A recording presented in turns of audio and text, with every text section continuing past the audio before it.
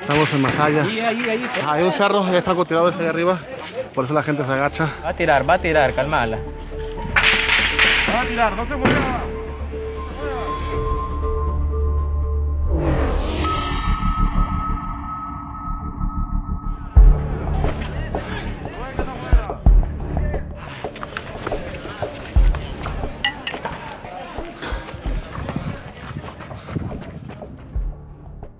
Soy Hans Musielig, hace poco fui a Nicaragua. Llegué a Nicaragua el día del paro nacional para reportear sobre el levantamiento y las protestas de los estudiantes en contra del gobierno orteguista. Varios estudiantes habían protestado en contra de la ley para, entre otras cosas, exigir elecciones anticipadas, la derogación de la ley. Fueron reprimidas de una forma muy brutal, muy sangrienta. Viendo el panorama decidí irme a Masaya, un pueblo, una pequeña ciudad que está muy cerca de Managua. Es históricamente uno de los puntos de resistencia más importantes del sandinismo. Desmantelaban la calle para agarrar los azuquines y hacer sus barricadas. Me decían los vecinos que había cerca de 400 barricadas. Están tocando las campanas del pueblo porque hay un ataque. Al día siguiente, la Policía Nacional, junto con otros grupos parapolicíacos, estaban entrando a Masaya y querían llegar a la comandancia de policía que había sido rodeada por los propios pueblerinos. Era una resistencia muy débil, o sea, son morteros. Hechizos, que son tubo de acero con dos manubrios, ¿no? Y ahí dentro pones una carga de pólvora empaquetada que la prendes y se dispara y tiene un alcance de 100, 150 metros y cuando llega al suelo toca y explota, ¿no? ¡Wow! Quizá una de las cosas más impactantes fue ver en una de esas barricadas en Masaya como un niño de 14 años se defiende de AK-47 con una resortera, ¿no? O sea, agarraba una piedrita y se lanzaba. Y al otro lado, a 200 metros, había un francotirador con sus Dragunov disparando con que tiene un alcance de precisión de 400, 500 metros. ¿Dónde te mandas? ¿Cuántos años tienes? 14. No te salgas. No va a salir. Los jóvenes estuvieron ahí y resistieron durante varias horas y lentamente tuvieron que retirarse de una barricada para ir a la siguiente, siempre así como un pasito para atrás. Ahí van, a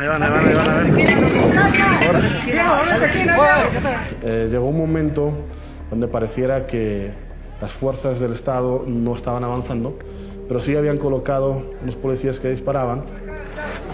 ¿Qué es un balazo? Y esta munición es tiro del ejército de Nicaragua, porque la policía no tiene de eso, son de AK explosivos. Para resguardarse un poco, ponían un espejo en un palo y podían ver al otro lado de la esquina, ¿no? Entonces, mientras que uno guiaba, los otros disparaban morteros. Dale. Tiren uno. Dale, que están a pie. Dale, tío. Puta, como están pasando. Está apagado. El conflicto duró aproximadamente pues unas 7-8 horas en total, hasta que empezó a oscurecerse y ya la policía se replegó. Ellos son unos miserables que se dejan mandar por ese perro. Ese es un perro dictador. Pero al día siguiente la ciudad ya estaba tomada por los policías. El Estado de Nicaragua pasó una ley antiterrorista que justifica la encarcelación de cualquiera que esté en una barricada o los apoye de cierta forma, de cierto modo. Y esa gente está siendo básicamente detenida sin ningún tipo de orden de aprehensión de una forma muy arbitraria, ¿no? Nos vale verga que den quiebra Nicaragua, pero ahí buscamos cómo trabajar porque somos chambeadores y así vamos a levantar Nicaragua. Una Nicaragua un día vale más que 1000 personas de esos perros viejos. Varias ciudades se levantaron a protestar, pero todo este tipo de manifestaciones fueron reprimidas de una forma muy brutal, muy sangrienta.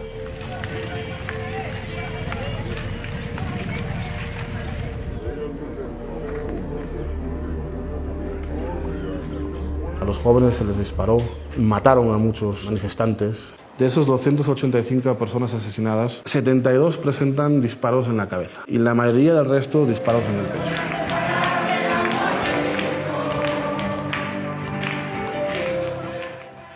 Como consecuencia de todos estos asesinatos, básicamente a diario hay funerales. En el barrio Carlos Marx habían incendiado un edificio. Esa madrugada, fuerzas parapolicíacas habían intentado tomar un edificio para colocar un francotirador en el techo. Según la versión de los sobrevivientes, La familia se negó. El grupo de paramilitares se enojó con ellos, los encerró en su casa y prendió fuego. Y como en el piso de abajo tenían una fábrica de colchones, pues se quemó todo el edificio. Eran 4 adultos y 2 niños, uno de muy pocos meses.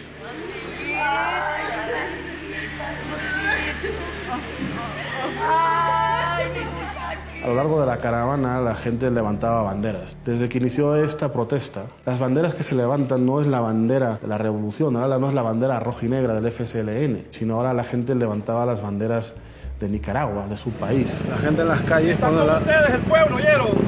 Los apoyamos, sentimos su dolor. Y en muchas ocasiones podías ver cómo la gente volteaba las banderas, las ponía al revés, para simbolizar el estado de emergencia en el que está Nicaragua, ¿no? Se hizo una caravana fúnebre muy grande y según se iba llegando al cementerio, otros ciudadanos de los diferentes barrios se fueron anexando a la caravana y se calcula cerca de entre unos 3.000 a 4.000 personas que atendieron ese funeral de 6 personas, ¿no?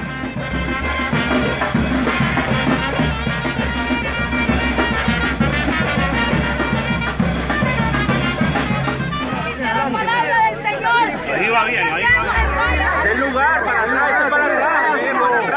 Los combates de Masaya al día siguiente se enterraron a 4 de los combatientes. Estaban acabando de enterrar a uno de los fallecidos, estaban llegando los ataúdes de los otros 3 y los enterradores no tuvieron tiempo suficiente de cavar las fosas. Entonces tuvieron que esperar con los muertos en los ataúdes al lado de las fosas mientras que estaban cavando. O sea, la velocidad con la que la gente está muriendo es bastante preocupante, ¿no?